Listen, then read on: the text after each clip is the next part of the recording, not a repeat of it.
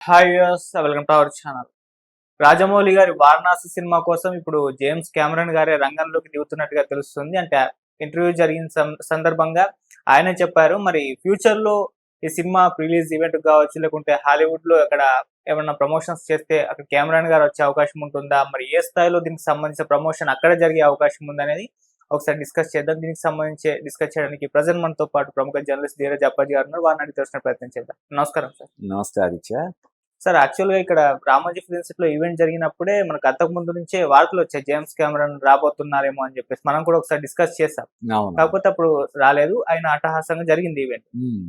నేను 'అవతార్' కోసం అని చెప్పేసి ప్రమోషన్‌లో భాగంగా రాజమౌళి గారితో ఒక ముచ్చట్లు జరిగాయి ఇద్దరి మధ్య. అవునవును. మరి నేను షూటింగ్‌కొస్తాను, చూస్తాను, ఆ! ఆ! ఎలా ఉంటుందో అని చెప్పేసి కెమెరాన్ గారు అనడం అనేది అది చూస్తున్నాం. మరి ఫ్యూచర్‌లో ఎలా ఉంటుంది 'వారణాసికి' సంబంధించిన ప్రమోషన్స్ అనేవి ఇప్పటికే మొదలుపెట్టేసారు. ఒకవేళ ఆయన ప్రీ రిలీజ్ ఈవెంట్‌కొస్తారేమో, ఆ! హాలీవుడ్‌లో ఏమన్నా చేస్తే వస్తారేమో అని చెప్పేసి. అవును. ఎలా ఉంటుంది సార్? అంటే ముందు నుంచి కూడా ఫెయిల్యూర్స్ అవి వదిలేరు. అంటే హ్మ్. ఈ సినిమా 'వారణాసి' సినిమాకి సంబంధించినటువంటి ప్రమోషన్స్‌లో జేమ్స్ కెమెరన్, స్పీల్‌బర్గ్ లాంటి హాలీవుడ్ డైరెక్టర్స్ అంటే ఒక టీజర్ ఒకళ్ళతోటి, ట్రైలర్ ఒకళ్ళతోటి అలా రిలీజ్ చేయించడానికి రాజమౌళి సన్నాహాలు చేస్తున్నట్టు ముందు నుంచే టీమ్ నుంచే అది బహుశా వచ్చుంటది. అది సోషల్ మీడియాలో బాగా హల్చల్ చేసింది. హ్మ్. అలాగే మొన్న 'రామోజీ ఫిల్మ్ సిటీలో' ఏ రేంజ్‌లో ఆయన దాన్ని చేసాడో మనం చూసాం. ఏ స్కేల్‌లో.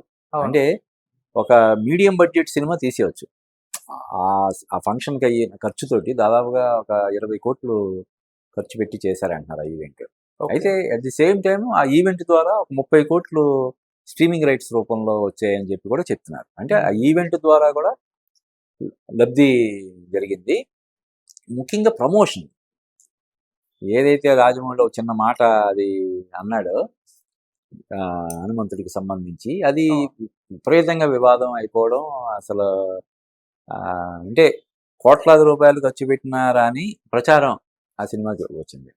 ఇప్పుడు జేమ్స్ కెమెరాన్ యాక్చువల్‌గా ఆయన జేమ్స్ కెమెరాన్ 'వారణాసి' ప్రమోషన్ కోసం కాదు.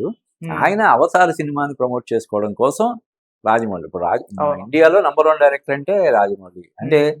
ఒక అగ్ర హీరోకి ఉండేంత ఫాలోయింగ్ ఈరోజు రాజమౌళికి ఉంది. కదా! హ్మ్. ఏ అగ్ర హీరోకి తీసిపోనంత పాపులారిటీ రాజమౌళికి ఉంది. అవును. అంటే ఒక 'అమీర్ ఖాన్' లేకపోతే ఇక్కడ ఒక మన మెగాస్టార్ 'చిరంజీవి', 'మహేష్ బాబు' వీళ్ళు చేస్తే ఎంత ఇదుంటదో ఈరోజు రాజమౌళి ఇన్వాల్వ్ అయినా కూడా అంతే ఉంటది కాబట్టి వాళ్ళు స్ట్రాటజిక్‌గా 'అవతార్' సినిమాకి అంటే 'అవతార్‌కి' ఆఫ్‌కోర్స్ 'అవతారే' బ్రాండ్ అంబాసిడర్. అవును. ఫస్ట్ 'అవతార్', సెకండ్ 'అవతార్' ఆ రేంజ్‌లో లేకపోయినా కూడా ఆటోమేటిక్‌గా అది విజయ తీరం చేరిపోయిందంటే కారణం 'అవతార్‌కి' ఉన్నటువంటి క్రేజ్. హ్మ్. ఇప్పుడు ఏదైతే 'అవతార్ 2' వల్ల 'అవతార్ 3'కి కొంత తగ్గిందో, దాన్ని భర్తీ చేసుకోవడం కోసం తెలివిగా రాజమౌళిని రంగంలోకి దింపాడు జేమ్స్ కెమెరాన్. ఓకే. ఎందుకంటే, మన ఇండియా మార్కెట్ మామూలు మార్కెట్ కాదు కదా! 150,00,00,000 మార్కెట్. అవును సార్. ఇక్కడ ఎక్కిందంటే అలవోకగా ఇప్పుడు 1,000,00,00,000, 1,500,00,00,000 అనేది కామన్ అయిపోయింది. అవును ఒకప్పుడు సార్. ఒక 7, 8 సంవత్సరాల క్రితం వరకు 100,00,00,000 క్లబ్ అంటే అదొక పెద్ద ఇది. 100,00,00,000 కలెక్ట్ చేయడం అంటే. కానీ ఈ రోజున మన డైరెక్టర్లు, హీరోలే 100,00,00,000 రెమ్యునరేషన్ తీసుకునే రేంజ్‌కొచ్చేసారు. ఇప్పుడు 'అట్లీ' సినిమా 'అల్లు అర్జున్' సినిమాకి 'అట్లీ' రెమ్యునరేషన్ 100,00,00,000 అంటున్నారు. హ్మ్. సో, అందువల్ల ఇంత పెద్ద మార్కెట్ ఉంది కాబట్టి ఆయన జేమ్స్ కెమెరాన్ వ్యూహాత్మకంగా రాజమౌళిని ఇందులో రంగంలోకి దింపాడు.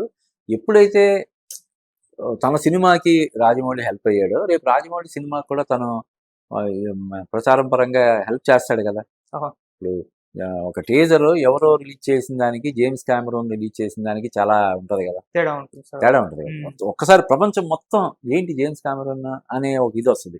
ఇప్పుడు దీనివల్ల కూడా ఈ ఇంటరాక్షన్ వల్ల కూడా హ్మ్. అంటే 'అవతార్‌కి' ఎంత ప్రచారం జరుగుతదో, 'అవతార్‌ని' మించిన ప్రచారం 'వారణాసికి' వస్తది జరుగుద్ది. కదా! అవును. ఇప్పుడు హ్మ్. 'అవతార్' రేపు 19 తారీఖు వస్తుంది. అయిపోద్ది.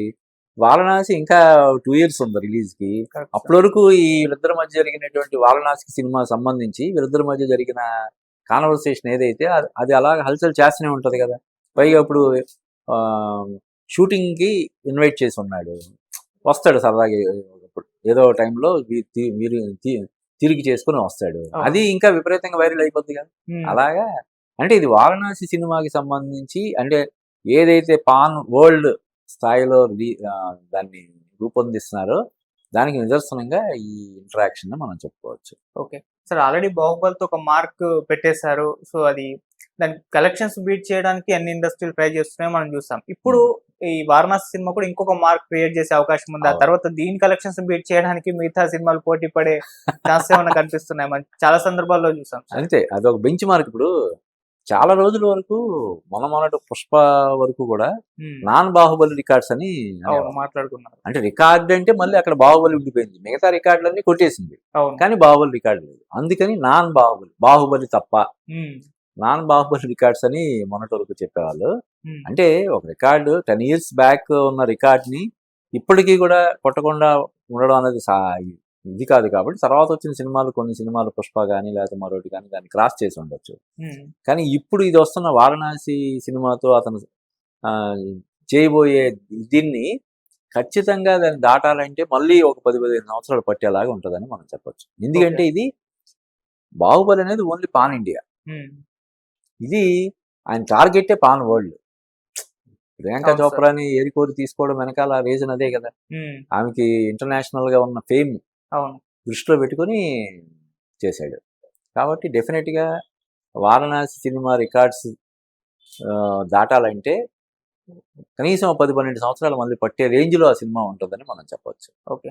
సార్ ఇదే ఇంటరాక్షన్‌లో ఇంకొక అప్‌డేట్ కూడా ఇచ్చారు 'వారణాసి' సంబంధించి. ఇంకొక 7, 8 నెలల్లో సినిమా షూటింగ్ పూర్తవుతుందని చెప్పేసనన్నారు. హ్మ్. వాళ్ళేమో 2027 సమ్మర్ రిలీజ్ చేస్తామన్నారు. మరి ఇప్పుడు షూటింగే 7, 8 నెలలంటే రాజమౌళి గారు షూటింగ్ కంటే ఎక్కువగా టైం విఎఫ్ఎక్స్ అవును. వీటికి ఎక్కువగా తీసుకుంటారు. సో, ఆ హ్మ్. లెక్కన అదొక 1 ½ ఇయర్, 2 ఇయర్స్ పట్టే అవకాశం ఉందేమో నిన్న దాని నుంచి మీమ్స్ కూడా రావడం జరిగింది. ఆహాహా! సో, అంత టైం పడుతుందంటారా? మరి దీని అప్‌డేట్ చూస్తే సినిమా ఎప్పుడొచ్చే అవకాశం ఉంది సార్? అంటే అదే వాళ్ళే అనౌన్స్ చేశారు కాబట్టి 27లో హ్మ్. 27లోనే వస్తది. నిజానికి ఇది షూటింగ్ ఇప్పుడు స్టార్ట్ అయినా ఈ మధ్య కాలంలో స్టార్ట్ అయినా హ్మ్. ప్రీ ప్రొడక్షన్ వరకు ఎప్పటి నుంచి జరుగుతుంది కదా! అవును. 'RRR' రిలీజ్ అయిన 3 నెలలు, 4 నెలల తర్వాత నుంచి మొదలైపోయింది. మధ్యలో ఈ ఆస్కార్ అవార్డ్ కోసం ఆయన ఒక 4, 5 నెలలు తిరగడాన్ని పక్కన పెడితే ఆయన పరోక్షంలో కూడా జరుగుతుంటది కదా! ఆయన ఆబ్సెన్స్‌లో కూడా కొన్ని వర్కులు ఇది ఇలా చేయండి, ఇలా చేయండి అని పురమాయించేస్తే చేసే వర్కులు ఉంటాయి కదా! అవి జరుగుతున్నాయండి. అప్పటి నుంచి జరుగుతూనే ఉంది. ఇకపోతే రాజమౌళిని జక్కన్న అంటారా అన్న విషయం మనకు తెలిసిందే కదా!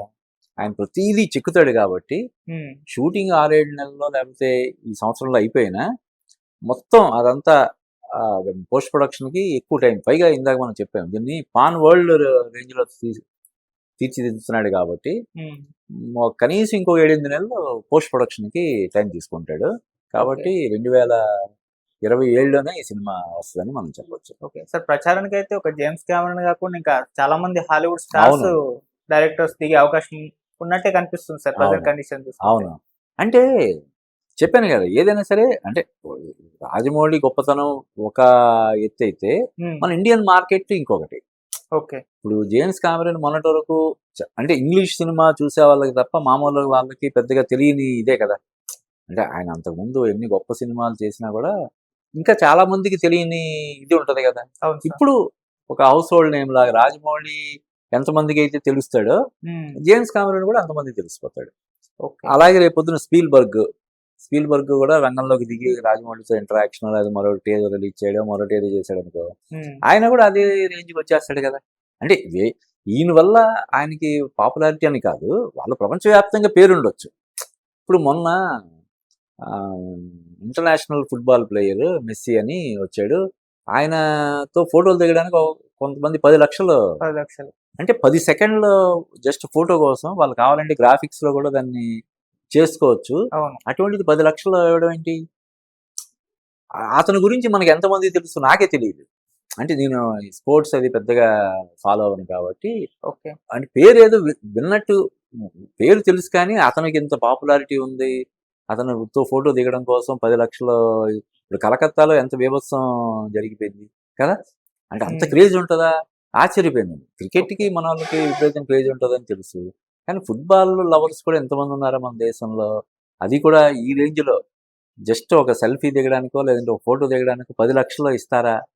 అనేది మనకు ఎలాగైతే ఇదయిందో, అలాగా ఈ జేమ్స్ కెమెరాన్ కానీ, స్పీల్‌బర్గ్ కానీ ప్రపంచవ్యాప్తంగా వాళ్ళకి పేరుండొచ్చు.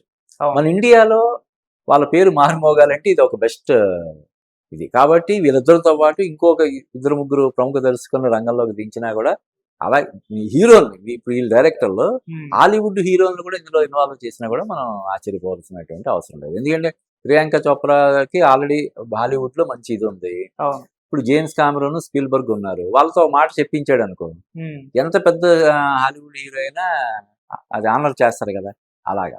Right. Thank you so much. Thank you.